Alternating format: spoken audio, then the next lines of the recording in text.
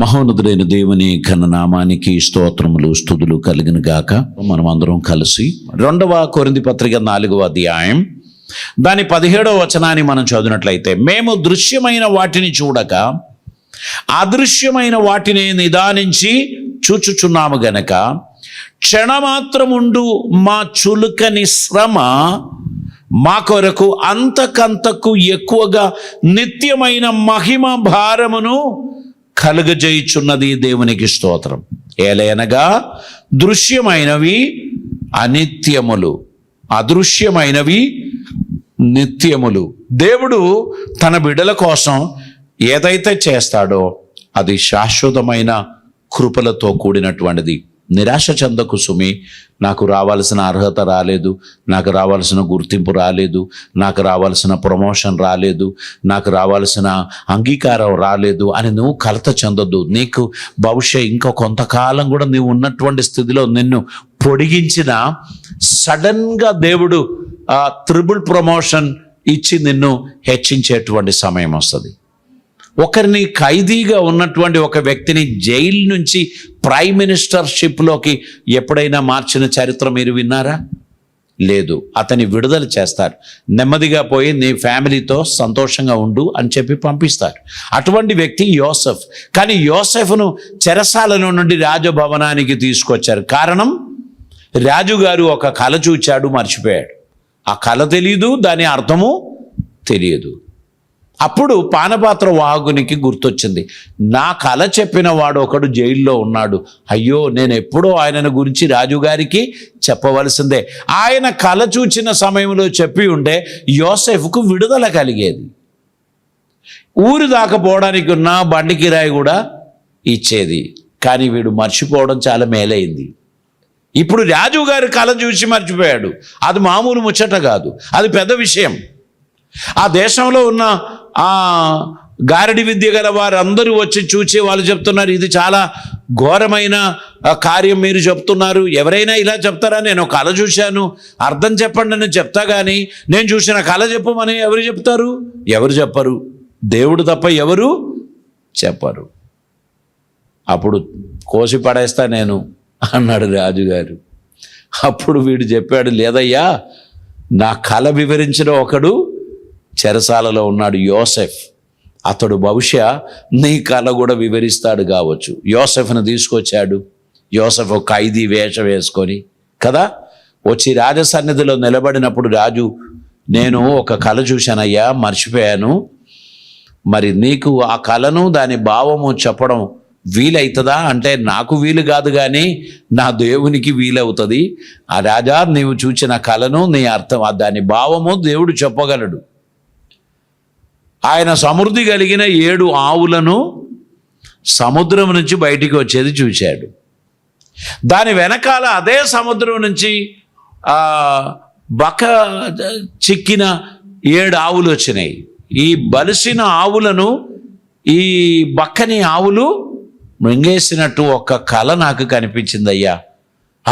అదే నేను నిన్న రాత్రి చూసింది, ఆ కళనే, దాని గురించి చెప్పయ్యా అంటే, వచ్చే 7 సంవత్సరాలు నీ దేశంలో భయంకరమైన అభివృద్ధి, ఐశ్వర్యం, సమృద్ధి, ధాన్యములు, పంటలు ఇవన్నీ జరగబోచున్నది. నీవు ఆ కాలం తర్వాత ఈ అభివృద్ధిని మింగివేసేటువంటి కరువు కష్టాలు కూడా రాబోవచ్చు, క్షామకాలం రాబోచున్నది. అయితే దీనికి ఏం చేయమంటారు? గొప్ప గొప్ప గోదాములు కట్టించి సమృద్ధి కలిగిన 7 సంవత్సరాలలో పండిన ధాన్యాలన్నీ దాచిపెట్టుకోండి. కష్టం వచ్చినప్పుడు దీన్ని మనం ప్రజలకు అందచేసుకోవచ్చు. రేషన్ సిస్టమ్ అక్కడ యోసెఫ్ ఇంట్రొడ్యూస్ చేశాడు. గవర్నమెంట్ ఇప్పుడు రేషన్ ఇస్తున్నారు కదా, బియ్యము, షుగరు లాంటిది. అట్లాంటి సిస్టమ్ ఆనాడు ఐగుప్తు దేశంలో యోసెఫ్ సలహా ఇస్తే, నీ వంటి జ్ఞాని అయిన వాడు ఒక్కడు కూడా ఈ దేశంలో లేడు. పేరుకు మాత్రం నేను ఫరోని, నీవు ఈ రోజు నుంచి మంత్రిగా, ప్రధానమంత్రిగా ఉండాల్సిందే. నీకు ఇదిగో నా ఉంగరం అని చెప్పి ఆ ఉంగరం తొడిగించాడు. ఇక యోసెఫ్ చెప్పకుండా, యోసెఫ్కు తెలియకుండా ఈ దేశంలో ఒక్కడు కూడా చిన్న వేలు కూడా కదిలించకూడదని రాజు ఆజ్ఞ జారీ చేశాడు. వెంటనే జోసెఫ్ను స్నానం చేయడానికి తీసుకొని పోయి మంచి సన్నని నారా బట్టలు ధరింపచేసి రాజుగారి పక్కన ఉన్న సింహాసనంలో కూర్చోబెట్టి ఒక కిరీటం కూడా పెట్టాడు. యోసేపు కలలో కూడా ఊహించని కార్యం దేవుడు చేశాడు. ప్రియులారా, నీ జీవితంలో నువ్వు అనుకుంటావు, నేను ఒక బానిసుని, నేను ఒక పనికిమాలినోని, నాకేం వీలు కాదు, నాకేం ఆస్తి లేదు, నాకేమీ లేదు, నేను పేదవాణ్ణి అని నువ్వు అనుకుంటే నీ కొరకు దేవుడు ఏర్పాటు చేస్తున్న అద్భుతకరమైన మార్గములు క్షణములో దేవుడు నీకు ఇవ్వగలడు. అది కుళ్ళు కుయుక్తి చేత నువ్వు సంపాదించినదై ఉండకూడదు. దేవుడిచ్చిన ఆశీర్వాదములు నీకు నిలిచి ఉండడానికి యథార్థత కలిగిన వాడిగా, పరిశుద్ధత కలిగిన వాడిగా, నమ్మకత్వం కలిగిన వాడిగా దేవుని సన్నిధిలో నీవు ఉండాల్సినటువంటి అవసరత ఉంది. దేవునికి స్తోత్రం. దేవుడు అతనికి సమస్త ఆశీర్వాదములను అనుగ్రహించాడు. దేవునికి స్తోత్రం. అతడు దీవింపబడడానికి దేవుడు కార్యం చేశాడు. మీ జీవితంలో దేవుడు అద్భుతమైన కార్యాలు చేస్తాడు. ఇక్కడ మనం ఏమని చదువుతున్నాం? కాబట్టి ఈ కొద్ది కాలం కొరకున్న ఈ కష్టాలు పర్వాలేదు, ఇవన్నీ త్వరగా మాయమైపోతుంది. దృశ్యమైన వాటిని చూడక అదృశ్యమైన వాటినే నిదానించి చూచుచున్నాము గనుక క్షణమాత్రముండు మా చులుకని శ్రమ మా కొరకు అంతకంతకు ఎక్కువగా నిత్యమైన మహిమ భారమును కలుగజేయుచున్నది. దేవునికి స్తోత్రం. కనుక దీనికి ఇప్పుడు ప్రస్తుతం కలుగుచున్న కష్టాలు, నిందలు, అపహాసములు ఇవన్నీ నిర్లక్ష్యం చేసుకోండి. దాన్ని పెద్దగా పట్టించుకోకు. రానున్న రోజుల్లో దేవుడు చేయబోచున్న అద్భుత కార్యములను దృష్టి ఉంచి దేవుని మహిమపరచుచున్న తన బిడ్డలకు దేవుడు సమస్త ఐశ్వర్యాన్ని, ఆశీర్వాదములను దేవుడు కలుగజేస్తాడు. దేవునికి స్తోత్రం. మనము 1 పేతురు గ్రంథంలోనికి మనం త్వరగా వద్దామండి. 1 పేతురు గ్రంథం దాని యొక్క 4వ అధ్యాయం 12వ వచనాన్ని మనం చదువుదామండి. ప్రియులారా, మిమ్మును శోధించుటకు మీకు కలుగుచున్న అగ్ని వంటి శ్రమలను గూర్చి మీకేదో ఒక వింత సంభవించున్నట్లు ఆశ్చర్యపోకుడి. క్రీస్తు మహిమ బయలుపరచబడినప్పుడు మీరు మహా ఆనందముతో సంతోషించు నిమిత్తము క్రీస్తు శ్రమలలో మీరు పాలివారై ఉన్నంతగా సంతోషించుడి. దేవునికి స్తోత్రం. యేసుక్రీస్తుని శ్రమలో పాలివారై ఉండటం విడిచిపెట్టకూడని భాగ్యమని ఎంచుకోవాలి. ఎందుకంటే దీని వెనకాల దేవుడు అద్భుతమైన ఆశీర్వాదమును, ఆనందమును దేవుడు కలుగచేస్తాడు. జీవితంలో కష్టము, బాధలు, ఇబ్బందులు వచ్చినప్పుడు దీని అవతల దేవుడు అద్భుతమైన కార్యం చేయబోచున్నాడు అని గుర్తించుకొని దేవునికి కృతజ్ఞత కలిగిన వారిగా మనం నడవడానికి మనం ప్రయత్నం చేయాలి. ఏ కష్టం వచ్చినా దాని వెనకాల దేవుడు అనుగ్రహించుచున్న ఒక కృప ఉన్నది అని మనం గ్రహించి ఆయన సన్నిధిలో ఆసక్తిగా మనం ముందుకు నడవాలని దేవుడు మన గురించి కోరుచున్నారు. ప్రకటన గ్రంథం 7వ అధ్యాయం దాని యొక్క 13వ వచనాన్ని ఈ సమయంలో మనం చదువుదామండి. ఇక్కడ మనం ఇలా చదువుచున్నాము. పెద్దలలో ఒకడు తెల్లని వస్త్రములు ధరించుకొని ఉన్న వీరెవరు, ఎక్కడి నుండి వచ్చిరని నన్ను అడిగాను. అందుకు నేను, అయ్యా నీకే తెలియను అనగా అతడు ఈలాగు నాతో చెప్పెను, వీరు మహాశ్రమల నుండి వచ్చిన వారు గొర్రెపిల్ల రక్తములో తమ వస్త్రములను ఉతుకుకొని వాటిని తెలుపు చేసుకొనిరి. అందువలన వారు దేవుని సింహాసనం ఎదుట ఉండి రాత్రింపగలు ఆయన ఆలయములో ఆయనను సేవించుచున్నారు. దేవునికి స్తోత్రం. దేవుని ఆలయంలో రాత్రింపగలు సేవించడానికి ఉన్న ఒక ధన్యత దేవుడు ఎవరికి ఇచ్చారు తెలుసా? మహాశ్రమలు అనుభవించిన వారికి, నిందలు అనుభవించిన వారికి, కష్టాలు అనుభవించిన వారికి, దేవుని ఆలయంలో ఆయన సన్నిధిని అనుభవించుకుంటూ ఆయనను సేవించడానికి ఒక ధన్యత ఇప్పుడు మనకు దొరికితే శ్రమలు అనుభవించినందుకు వచ్చేది కాదు. ఇది మనం మహానందముతో మనం చేస్తూ ఉన్నటువంటి సమయంలో గుర్తుపెట్టుకోవాలి. అలనాడు మహాశ్రమలు అనుభవించినటువంటి పెద్దలు దేవుని సన్నిధిలో ఈ కార్యం చేస్తారు, ఈ సేవ చేస్తారు, దేవుని ఆరాధిస్తారు. మనకు దొరికిన ధన్యత ఎంత శ్రేష్టమైనటువంటిది. దేవుని మహిమపరచడానికి పిలువబడిన మిత్రులారా, ఆయనను సంతోషపెట్టే విషయంలో ఏమాత్రం మీరు వెనుకకు పోవద్దు. ఆయన మిమ్మల్ని గూర్చి ఉద్దేశించిన ఉద్దేశములన్నీ కూడా మీ జీవితంలో నెరవేరడానికి తగినట్లు మీ జీవితాన్ని ప్రభు సన్నిధిలో సమర్పించాల్సినటువంటి అవసరత ఉంది. ఆయన అద్భుతమైన కార్యములు మీ జీవితంలో జరిగించువాడు అని గ్రహించిన కొలది దేవునికి స్తోత్రం చెల్లించడానికి మీరు బద్దులై ఉన్నారు. 2 కొరింథీ పత్రిక 12వ అధ్యాయం దాని 9వ వచనం మనం చదువుచుండం. అందుకు నా కృప నీకు చాలును, బలహీనత యందు నా శక్తి పరిపూర్ణమగుచున్నది అని ఆయన నాతో చెప్పాను. కాగా క్రీస్తు శక్తి నా మీద నిలిచి ఉండు నిమిత్తం విశేషముగా నా బలహీనత ఎంతే బహు సంతోషముగా అతిశయపడుదును. దేవునికి స్తోత్రం. పౌలు గారి జీవితంలో బలహీనత వచ్చింది. ఆ బలహీనతను గురించి వేద పండితుల దగ్గర చాలా అభిప్రాయాలు ఉన్నాయి. కొందరు అంటున్నారు ఆయనకు చూపు లేదు, కొందరు అంటున్నారు ఆయన వెనక భాగంలో ఒక పుండు, ఒక నొప్పి ఉండే, ఆయన కూర్చోవడానికి ఇబ్బందిగా ఉండే అని చెప్తున్నారు. ఇది ఏది అయినా సరే ఒక బలహీనత, అది ఒక ముళ్ళు. ఆ ముళ్ళు తొలగిపోవడానికి ఆయన అనేక సార్లు ప్రార్థన చేశాడు.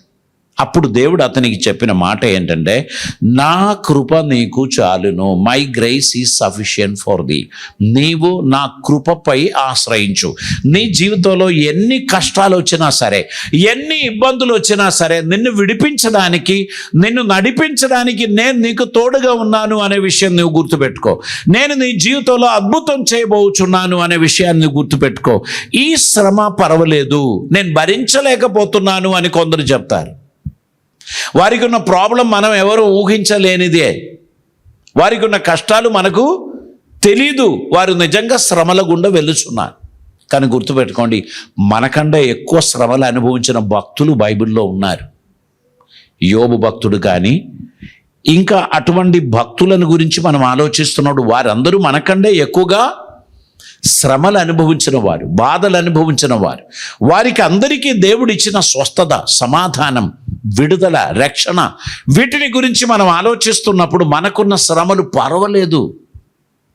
మనకు క్షణభంగురమైన చిన్న చిన్న సమస్యలే వచ్చింది. దాన్ని మనం యోబు భక్తుని సమస్యలతో మనం పోలుస్తూ ఉంటాం. యోబు భక్తునికి వచ్చిన సమస్యలను మనం వివరించలేనిది, మనం దాన్ని వర్ణించలేనిది.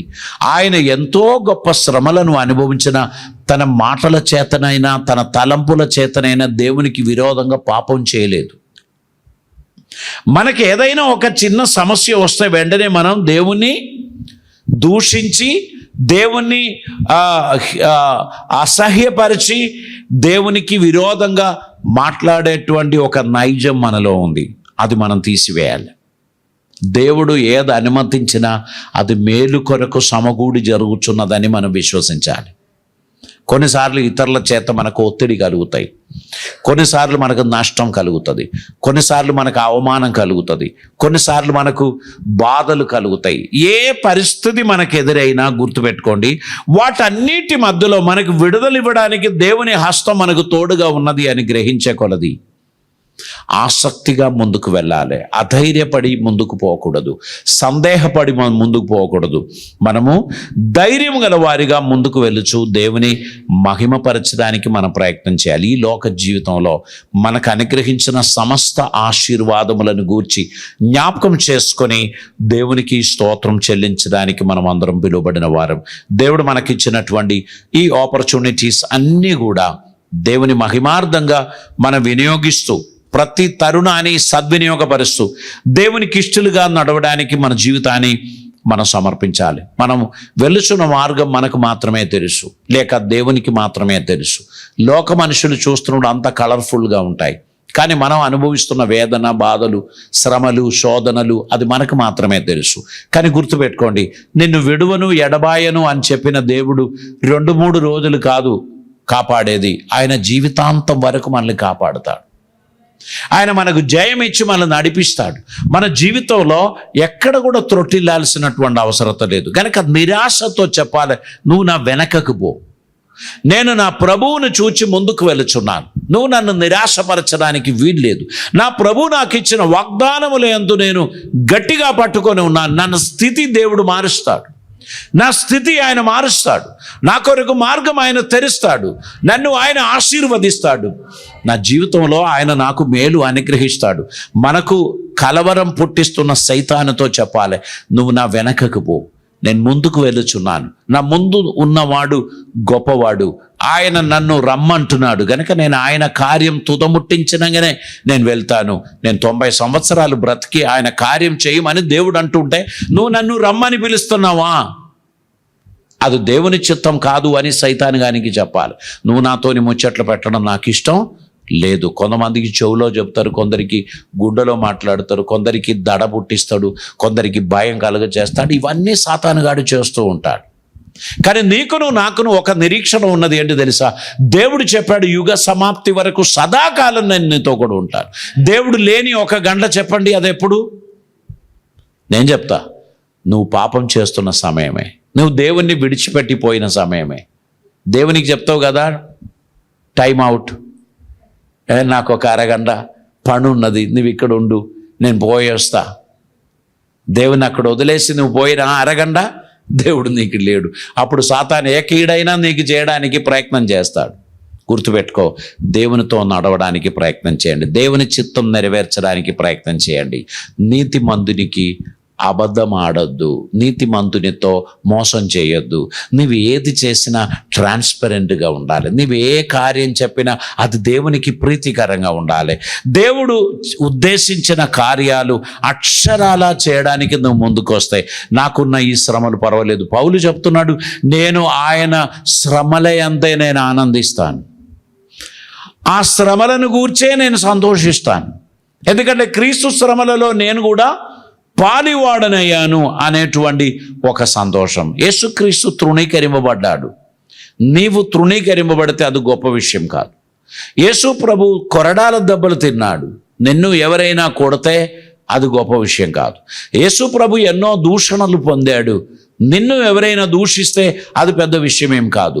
దేవుడు అనుభవించిన సమస్త కష్టాలు మనకంటే పెద్దది, మనం అనుభవించిన దానికంటే పెద్దది. కాబట్టి మనకున్న శ్రమలు పర్వాలేదు, ఇది నిస్సారమైనది, నేను దీన్ని పట్టించుకోను అని అనుకొని ముందుకు నడవాలి. నీ కొరకు దేవుడు మార్గం సరళం చేస్తున్నాడు కనుక నీ సమస్త భారము నిన్ను సులువుగా చిక్కులు పెట్టు పాపమును విడిచిపెట్టు. దేవుడు మీ ముందు ఉంచిన ఈ పరుగు పంతయంలో ఆసక్తితో పరిగెత్తడానికి జీవితాన్ని సమర్పిద్దాం. ప్రియులారా, ఆ 3వ అధ్యాయం 9వ వచనంలోనికి మరలా మనం తిరిగి వద్దాం. 2వ పేతురు గ్రంథం 3వ అధ్యాయం 9వ వచనం. కొందరు ఆలస్యమని ఎంచుకొనున్నట్లు ప్రభు తన వాగ్దానమును గూర్చి ఆలస్యం చేయువాడు కాడు గాని ఎవడను నశింపవలనని ఇచ్చయింపక అందరూ మారు మనసు పొందవలనని కోరుచు మీ ఎడల దీర్ఘశాంతం గలవాడై ఉన్నాడు. దేవునికి స్తోత్రం. దేవుడు మన ఎడల దీర్ఘశాంతం చూపించకపోతే యేసయ్య రాకడ 10 సంవత్సరాల కింద జరిగేది. మనలో చాలామంది విడవబడేవారు. ఈరోజు మనకి రక్షణ కలిగింది. ప్రభు రాకడ ఆలస్యమైనది మేలైందా కీడైందా? మేలే అయింది. ఎందుకని? మనం కూడా ఎత్తబడే గుంపులో ఉండడానికి దేవుడు సహాయం చేశాడు. మన అజ్ఞాన కాలంలో మన పాపంలో జీవించినప్పుడు ఒకవేళ ప్రభు వచ్చి తన సంఘాన్ని చేర్చుకుంటే మనం అందరం విడువబడిన వారం అయిపోయేవాళ్ళం. కానీ అలా చేయకుండా దేవుడు దీర్ఘశాంతం చూపించి మనం కూడా రక్షణ పొందడానికి ఉన్న ఒక ఆపర్చునిటీ దేవుడు ఇచ్చాడు గనక ఇప్పుడు ఆయనను అబ్బా, నాయన, తండ్రి అని పిలిచే ధన్యత దేవుడు మనకి ఇచ్చాడు. కనుక ప్రియులారా, మన హృదయాన్ని దేవుని సన్నిధిలో సమర్పించుకుంటూ ఆయనకి ఇష్టలుగా నడవడానికి ఉన్న ఒక చక్కని నిర్ణయం తీసుకొని ప్రభువును మహిమపరచడానికి మనల్ని సంపూర్తిగా సమర్పిద్దాం. పరిశుద్ధాత్మ దేవుడు ఈ మాటల చేత మనల్ని ఆశీర్వదించిన గాక. తల్లు వంచుదాం, మనం ప్రార్థన చేద్దాం. పరిశుద్ధుడైన తండ్రి, కృపామయుడైన దేవా, నీకు వందనాలు. అద్భుతమైన నీ సన్నిధి కొరకై నీకు స్తోత్రం. నీ కృప ద్వారా మమ్మల్ని ఆదరించి ఆశీర్వదించినందుకు వందనాలు తండ్రి. నీ కాపుదల, నీ కృప, మీ దీవెనలు మాకు దయచేసినందుకు స్తోత్రం. మీ సన్నిధి మాకు దయచేసినందుకు స్తోత్రం. నీ కృప ద్వారా మమ్మల్ని ఆదరించమని, అద్భుతమైన కార్యములు మా జీవితంలో జరిగించమని ప్రార్థిస్తున్నాం. మీ సన్నిధి సమాధానం సమృద్ధిగా మాకు దయచేయమని, నీ కృపలో మమ్మల్ని భద్రపరచమని, దుష్టు నుండి మమ్మల్ని తప్పించమని, అద్భుత కార్యములు మా జీవితంలో జరిగించమని, నీకు ఇష్టలుగా ఉండడానికి తగినట్లు మమ్మల్ని కరుణించి ఆదరించి దీవించి నువ్వు మహిమ పొందమని, సమస్త ఆశీర్వాదములు మా జీవితంలో జరిగించి నీ సమాధానంతో మమ్మల్ని నింపమని, కృప ద్వారా మమ్మల్ని ఆదరించమని, దూర ప్రాంతంలో ఉండి వాక్యాన్ని వీక్షించిన ప్రతి ఒక్కరిని ఆశీర్వదించమని తండ్రి, నీ రాకడ కొరకు మమ్మల్ని శుద్ధపరచమని, నీవు ఆలస్యం చేసినందుకు వందనాలు తండ్రి. మేము కూడా రక్షింపబడడానికి అది కారణమైంది. ఇంకను మా ప్రియులు కొందరు ఉన్నారు, ఇంకను మా రిలేటివ్స్, మా ఫ్రెండ్స్ కొందరు ఉన్నారు, వారికి కూడా ఈ రక్షణ భాగ్యం కలుగచేయి ప్రభువా. కృప ద్వారా మమ్మల్ని కరుణించి నడిపించుమని యేసు నామమున అడుగుచున్నాం పరమ తండ్రి, ఆమేన్.